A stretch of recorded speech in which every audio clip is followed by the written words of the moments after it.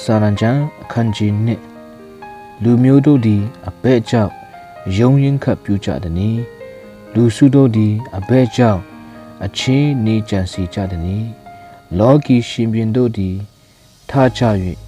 မူးမတ်အရာရှိတို့လည်းသာဝရဘုရားနှင့်ခရစ်တော်ကိုရံဘက်ပြုလျက်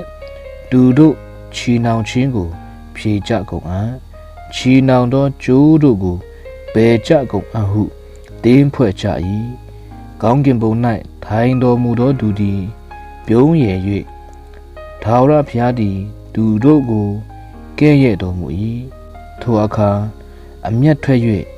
သူတို့ကိုမိန့်တော်မူမည်ပြင်းစွာသောအမျက်တော်နှင့်သူတို့ကိုပူပန်စေတော်မူမည်ငါ၏ရှင်ဘုရင်ကို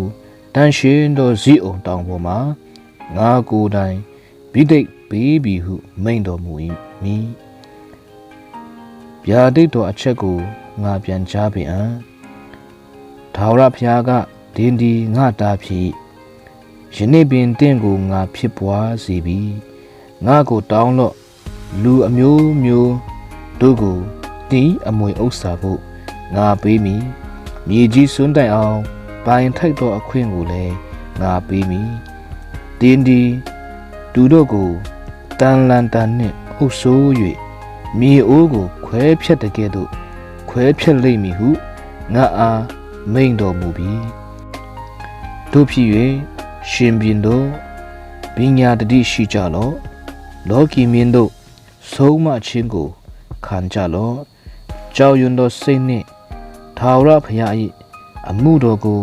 ထမ်းရွက်၍တုံလှုပ်ခြင်းနှင့်ဝမ်းမြောက်ကြလော့တားတော်ကိုနမ်းကြလော့သို့မဟုတ်လျှင်အမျက်တော်ထွက်၍တင်တို့သည်လမ်း၌ပျက်စီးခြင်းတို့ရောက်ကြလိမ့်မည်အမျက်တော်သည်ချက်ချင်းထွက်လိမ့်မည်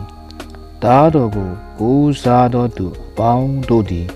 မင်္ဂလာရှိကြ၏စာလံကျမ်းအခန်းကြီး1အပိုင်ငယ်1မှ7တိုင်ဖြစ်ပါတယ်